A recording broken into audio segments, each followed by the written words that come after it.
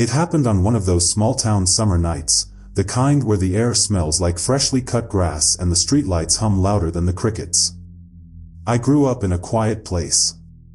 The kind of town where everyone knew each other's business and where Friday nights meant two things, the diner and the baseball field. That field was everything to us. A stretch of dirt and grass behind the old elementary school, lit by a few crooked floodlights. We played there every weekend, me, my friends, and one kid named Johnny. Johnny was the kind of person who laughed too loud and always wore the same red cap, even when it was falling apart. That night, there were 5 of us. The air was warm, the field glowing under a pale orange light. We'd played for hours, sweat, laughter, the sound of metal bats echoing into the distance.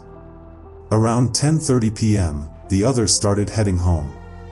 But Johnny stayed behind, saying he wanted to take one last swing. I still remember his words, "One more hit for the win." I laughed and told him not to stay too long. He waved me off, smiling that cocky grin. That was the last time I saw him alive. The next morning, the sheriff's car was parked by the field. Yellow tape fluttered in the wind. My stomach dropped when I saw Johnny's bat lying in the dirt, snapped clean in half. No blood, no body. Just the bat, his red cap, and a set of footprints leading toward the trees behind the fence. For days, they searched. Helicopters, dogs, volunteers, everyone joined in. But there was nothing. No clues, no trace. It was like the earth had swallowed him whole. The town changed after that. The laughter was gone. People stopped going out at night. Parents warned their kids to stay away from the field. But the thing is, I couldn't stay away. A week later, I found myself driving past it. The floodlights were off, the field swallowed in darkness. But as I slowed down, I noticed something strange. One of the lights, just one, flickered on by itself. Faint, like it was struggling to stay alive.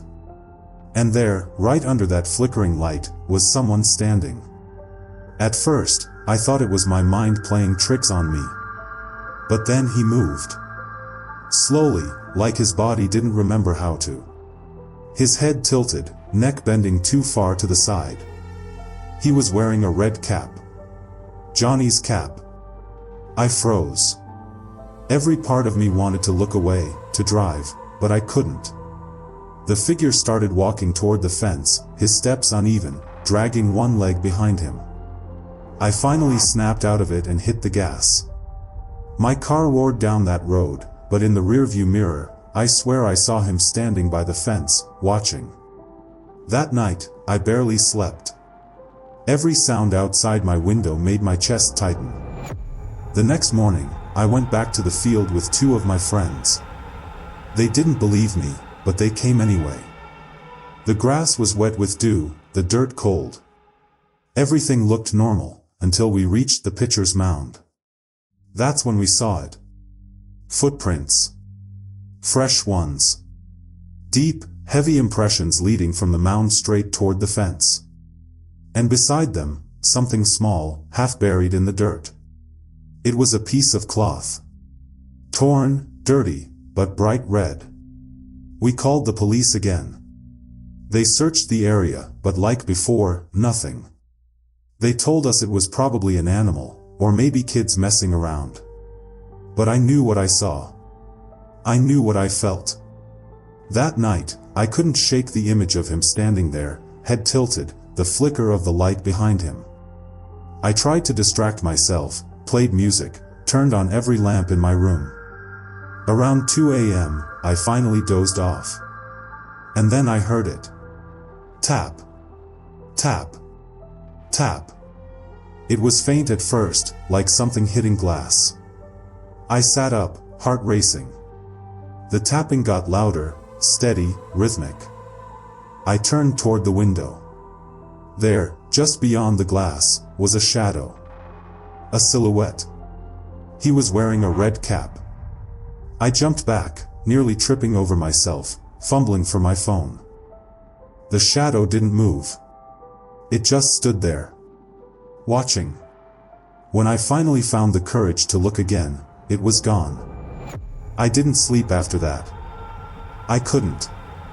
I left every light on until morning. The next day, I told my mom what happened. She looked at me, pale as a ghost. Then she whispered something I'll never forget: "You're not the first one."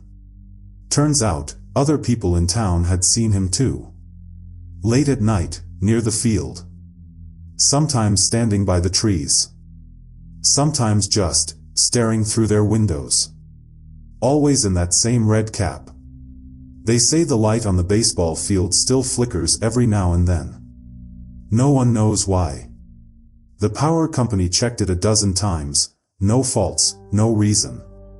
But if you drive past it after midnight, some say you can see him standing under that light, still waiting for his last swing.